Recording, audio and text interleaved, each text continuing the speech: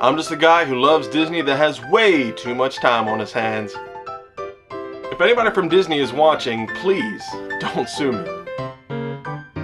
I'm here to rate, review, and describe all of your favorite things from the magical world of Disney. I'm File91e and welcome to my Disney News and Reviews.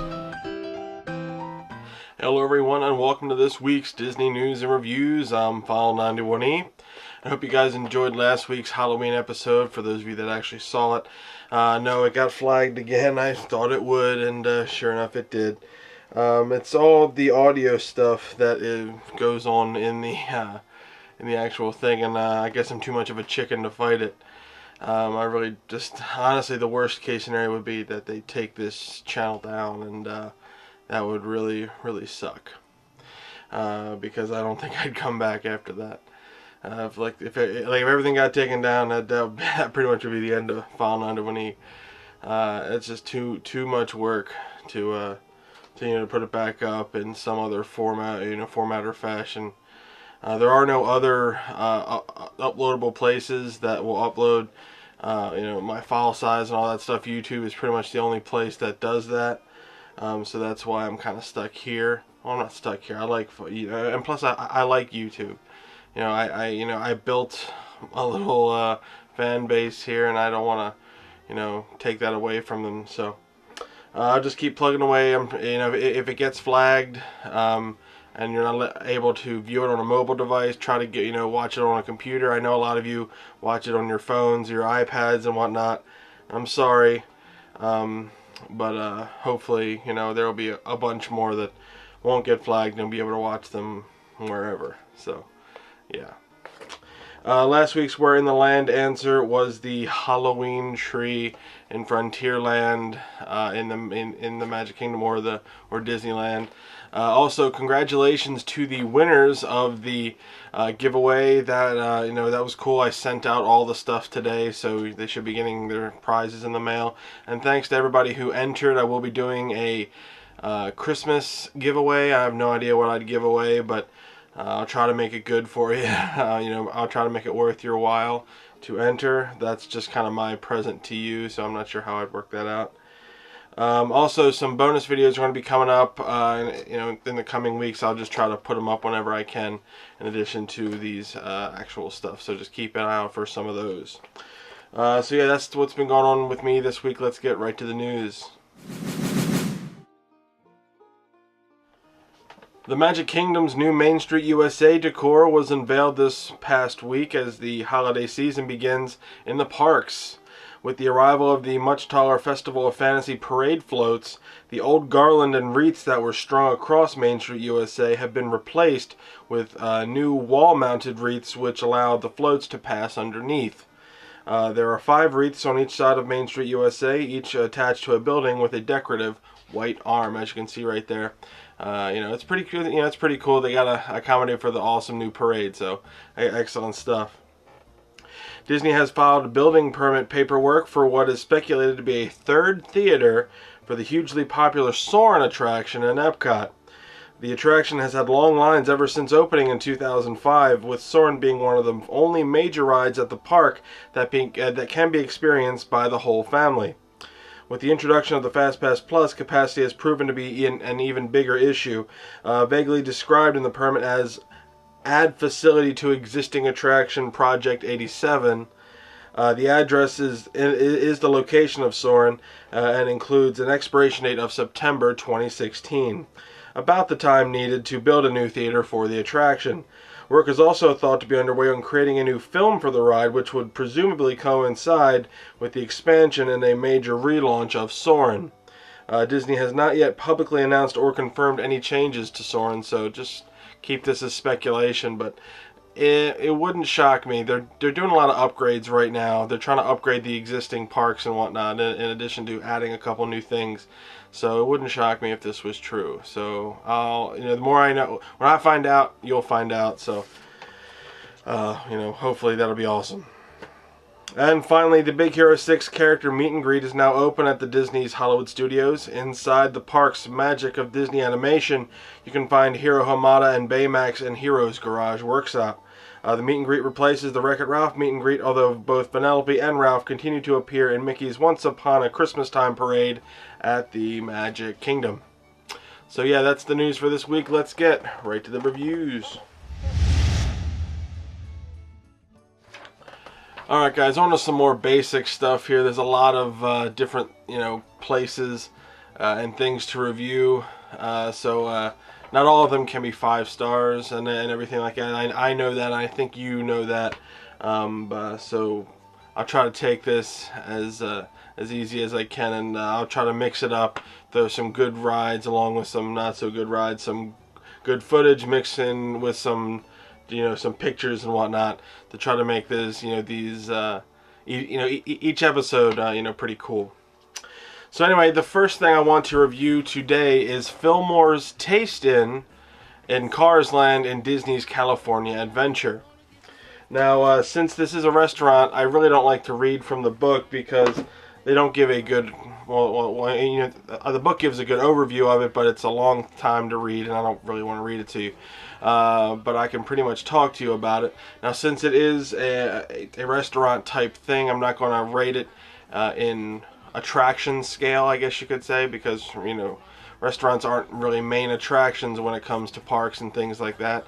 I will I will rate it on my kind of restaurant scale, which is still 5 stars, but I'm basically comparing it to other restaurants and food type places rather than attractions and whatnot. So just to understand that. Now this little area is decorated in the style of Fillmore's place from Cars and Cars 2. When they were building Cars Land, obviously they wanted to fill out Radiator Springs, so they needed to have all of the different characters from Cars, or from the world of Cars in there. Obviously you have Mater and Lightning McQueen and all that stuff, and to fill out the area, they needed a couple places that were eateries, as well as some different kind of pit stop things, and this was one of the ideas that they came up with, and that is Fillmore's little hut over there is a place where you can stop and get some some drinks and some snacks. This isn't exactly a restaurant type of thing per se. This is more of a kind of last stop on your way out, and you can grab some some different snacks and stuff. Now, what makes this place a little bit unique is that they actually have healthy snacks in addition to some non-so-healthy snacks and whatnot. If you stop in other places, you'll get you'll most likely see bags of chips and things like that. But but with this place, you can actually get some fruit juices, sliced fruit, whole fruit. In addition to some a little bit of bags of chips and things like that. They also have trail mix, which is good. It keeps your energy up. As far as drinks go, obviously they have water, and they have a lot of the vitamin water and things like that. They also have certain soft drinks and whatnot, but it's not very prevalent. They want to try to keep it as healthy as possible because Fillmore is a hippie, and he wants to keep everything as natural as possible. So yeah. And that's basically what Fillmore's is. Obviously, you saw some pictures to kind of see what it looks like. At night, it looks really cool, though. Like the way they lit it up and everything. There's not a whole lot to it. You walk in, grab some stuff, and there's attendants there to help you and to ring you up. It's really, nothing fantastic there. But it is a nice little place. It's actually positioned really well, right at the end of Cars Land, so that when you're walking out of Cars Land into the other, rest of the park, if you want to grab a quick water, it's right there, and they're nice and cold. And we actually, Nathan and I got a water from there, and it was a easy experience. Wasn't nothing to it. So yeah, so that's pretty much it for Fillmore's Taste-In. So what am I going to give Fillmore's Taste-In? Honestly, it's not bad, so I'm not going to give it a 2. I'll give it a 3. I'll give it 3 stars.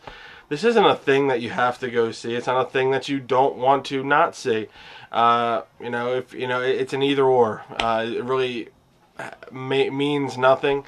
The theming is great. They did a good job with the with the overall design of it. They made it really feel like you were at Fillmore's area in the film. So that was really cool. The selection of drinks and snacks they have are great. They have healthy snacks for you healthy people out there, and for all the rest of us, they have enough to keep us going. I believe we either got a water there or a vitamin water, whichever it was. We needed to stay hydrated in the parks. That's a big thing. Always staying hydrated in the park so you don't crash and burn. It was just a good time there, and easy stuff, and very well themed. That is my basic review on that. So Fillmore's Tastin', 3 stars. It's cool. Alright, now the next thing I want to review for you today was actually something that it was one of the Where in the Lands was I a couple weeks ago. It's Gadget's Go Coaster located in Mickey's Toontown, but I'll get to that in a minute. Now what these guys say, Gadget's Go Coaster is a small roller coaster, minor attraction, go before 10:30 a.m., during the parades, or Fantasmic in the evening, or just before the park closes. Great for little ones, but not worth the wait for adults. 2 stars. Yeah, so that's a really good description of it. Gadget's Go Coaster, a very, very small, minor coaster. It's a junior coaster. It's classified as a junior coaster. It's mainly meant for kids. Now, like I said, this is located in Mickey's Toontown in Disneyland, obviously when you are building a Toontown, you have one big ride, and then always got to have a little coaster for the little ones. So they had the Goofy's Barnstormer over in Disney World, so they're going to have something here, and they have Gadget's Go Coaster. Now this opened in January 23rd of 1993. There's also one in Tokyo Disneyland that opened in '96. It's a little bit different, a little bit longer of a coaster, but it's pretty much the same sort of thing.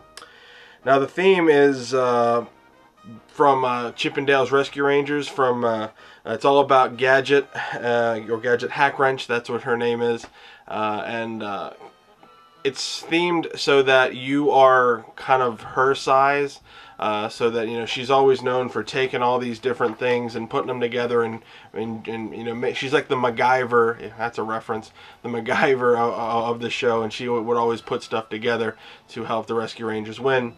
So she built this coaster, allegedly, and she built it out of things that she found from around the house. So you're going to find a lot of oversized stuff like combs and screws and things like that to help put this coaster together, and that's basically what you get. Now, like I said, this ride is mainly meant for kids, so the cars are very, very small. 2 kids can easily fit in a car. 1 adult can fit in a car. Don't try to squeeze in unless you are a very, very small adult and your child is also equally as small. I wouldn't recommend doing that, because my brother and I could not fit in that. We had our own car to each of us. That's kind of how it worked. Now, like I said, this was very well themed. We did enjoy our time on it, especially waiting. There was a lot to see, and they put a lot of effort into it, I could tell. This is a very short roller coaster. It's only about 50 seconds long, so there's not a whole lot to it. But this is a good first-timer coaster for kids. If your child has expressed an interest in getting on roller coasters and things like that, you can put them on here and see how they handle it. There's not a whole lot of sharp turns. I mean, there is a couple dips and dives, but it's not crazy by any means. I want to show you some videos so you'll see what I mean. It's really not that bad. In my experience, this is a great first-timer coaster because you get a good idea of what roller coasters are, and if you're going to be into that sort of scene or not. Now, I do have some video that I found. This isn't my video. I didn't wind up taking footage because I kind of thought that the roller coaster would be a little bit more intense. Wasn't that, and we didn't want to wait a second time. So I found some video, and I decided to show you that video, mainly because I just kind of wanted to lengthen this thing, because I knew I didn't have a whole lot to say about Gadget's Go Coaster. There are tons of other videos here on YouTube that you can check out, but this was one of the better ones that I saw, so check that out. And so yeah, here is video of Gadget's Go Coaster in Disneyland.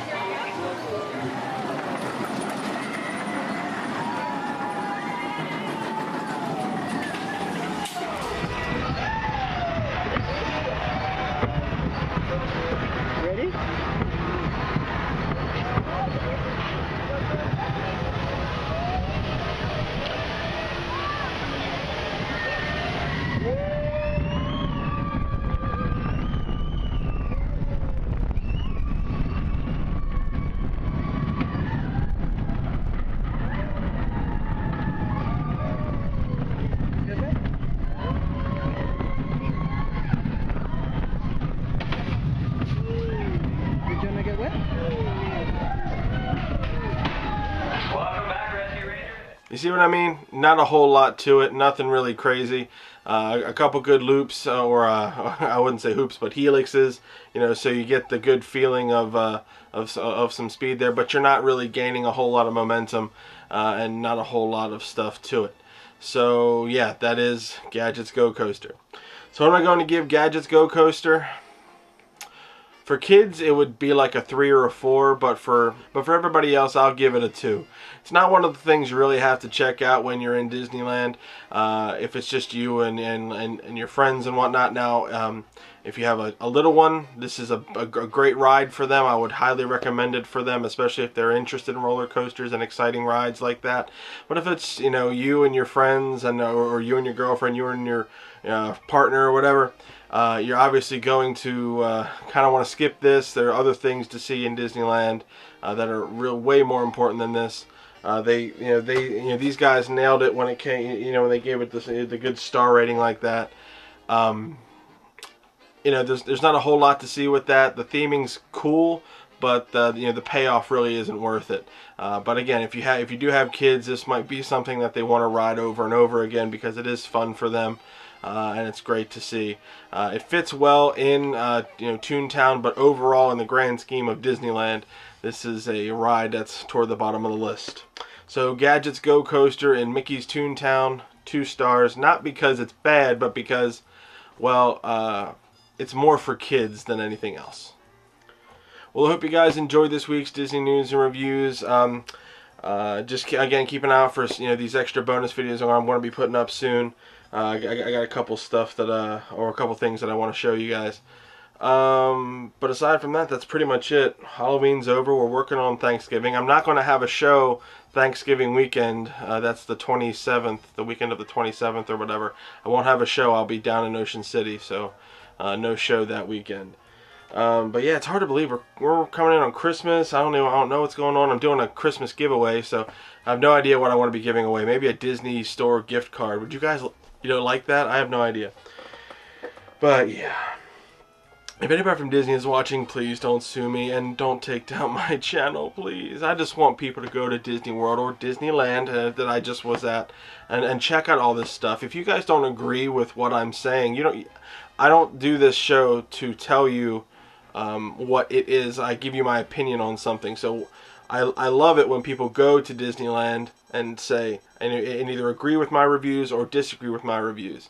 The whole thing is I want people to go and make up their minds for themselves. So go to Disneyland and check out Gadget's Go Coaster or the Fillmore's Tune In, and tell me what you think of it. I really enjoy hearing that feedback from you as well. You might not think I do, but I actually read every single comment. I just might not either have time or might not know what to say, in response. So yeah, that's kind of what I'm doing there. And if you are going to Disney World or Disneyland, be sure to go to allers.net, touringplans.com, wdwmagic.com for all your latest and greatest Disney news. WaltDisneyWorld.com is good too, along with Disneyland.com. They recently revamped both of those sites, and they're really user-friendly now, really awesome. So yeah, last week's Where in the Land was pretty easy. I'll try to, differ it up this time. Maybe I'll do it inside of a ride. I have no idea. I always just throw it in there right at the end. So yeah, I'll see you guys next week for another Disney News and Reviews. And guys, where in the land am I this week? Bye guys.